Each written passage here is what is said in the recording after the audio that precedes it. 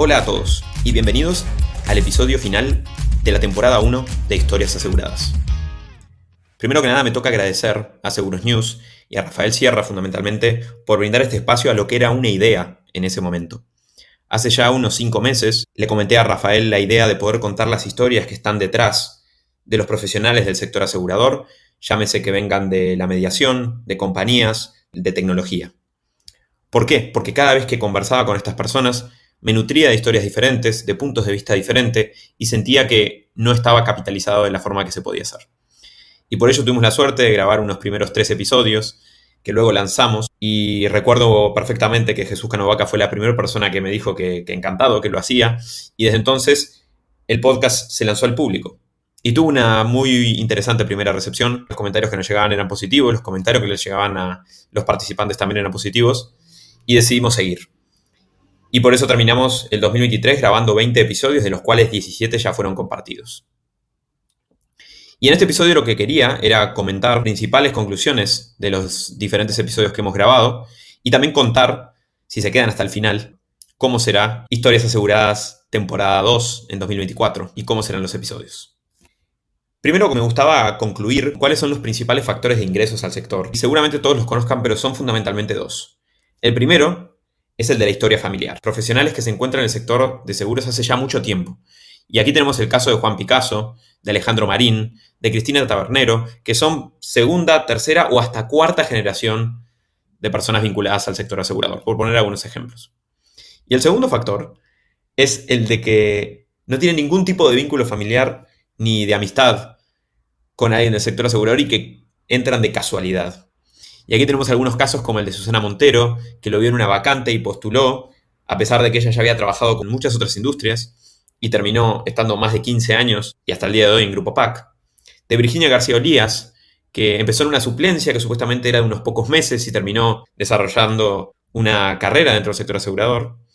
O como también el de Fernando Mora, que le recomendaron ingresar luego de una situación familiar particular y terminó generando una trayectoria de larga data dentro del sector. Y un poco el por qué es que estas personas se mantienen fundamentalmente en el sector, se podría decir que son 3. Por un lado, la estabilidad. Es un sector al que, como se dice vulgarmente, poco lo afectan las crisis, que tiene un buen pasar y sostenido, y que sobre todo brinda oportunidades de crecimiento profesional. Por otra parte, y también muy importante, es la función social que cumple el seguro. El de cubrir riesgos, el de compartir el bienestar y de poder justamente invertir en demás personas que cuando tengan un peor pasar puedan estar cubiertas. Y el último y no menor es el de las amistades que se generan en el sector. Es un sector que, entre comillas, se conocen todos, y como lo ha comentado también Teresa Alonso Majagranzas en el más reciente episodio, a pesar de haber venido de varias industrias y haber llegado, entre comillas, tarde a la industria aseguradora, rápidamente le extendieron la mano y pudo conectar con un montón de profesionales que la terminaron inspirando. Y eso también me pasó a mí.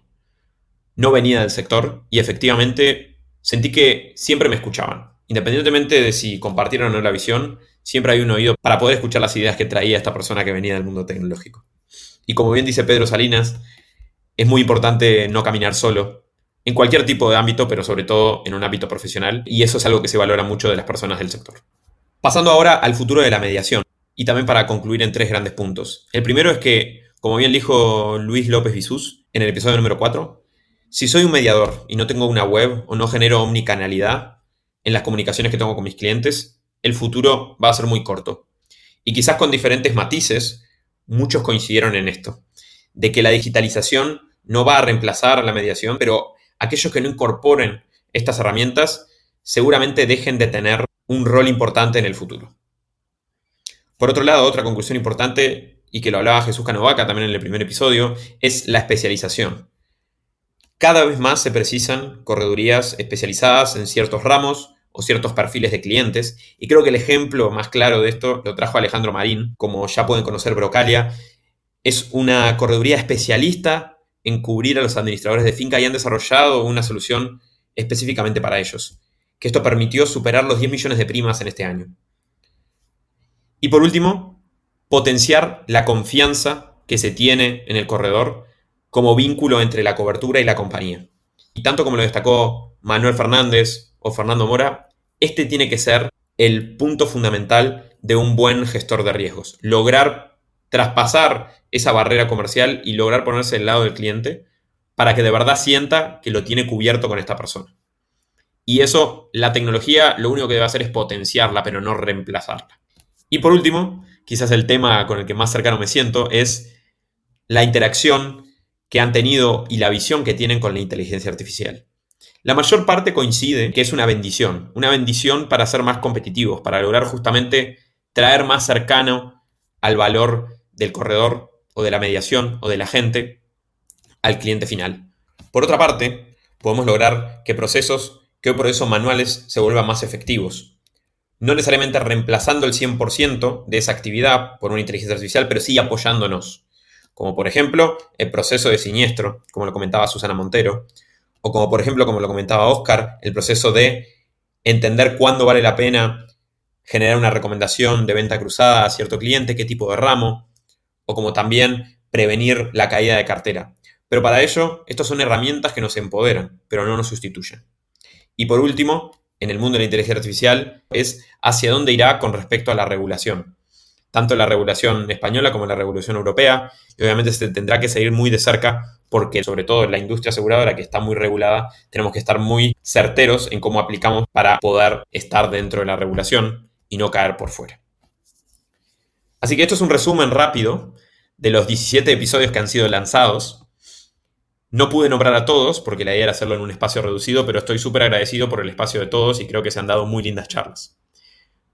Y para el 2024, como les prometí, tenemos novedades. La temporada 2 de Historias Aseguradas no irá únicamente a contar la historia de la persona, sino que la idea es poder tener énfasis en temáticas interesantes para el sector asegurador y que van evolucionando con el tiempo. Podemos hablar de tendencias tecnológicas, como ya les adelanto que tendremos un episodio centrado en el seguro embebido, como también en ciertos sectores que están pasando por ciertas circunstancias, como ya les adelanto que tendremos un episodio sobre el agro, o también hablar sobre temáticas de la profesión, como pueden ser ciertos ramos, como puede ser el ramo de vida, el ramo de salud, ramos empresariales, y varios tipos de temáticas que ya los iremos sorprendiendo con el tiempo.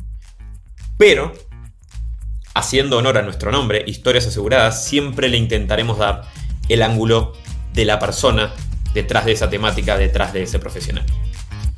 Hasta aquí la presentación de lo que es el cierre de la temporada 1, que nos ha dado un montón de sorpresas muy positivas en general, y los esperamos para que sigan escuchando la temporada 2. Muchas gracias a todos.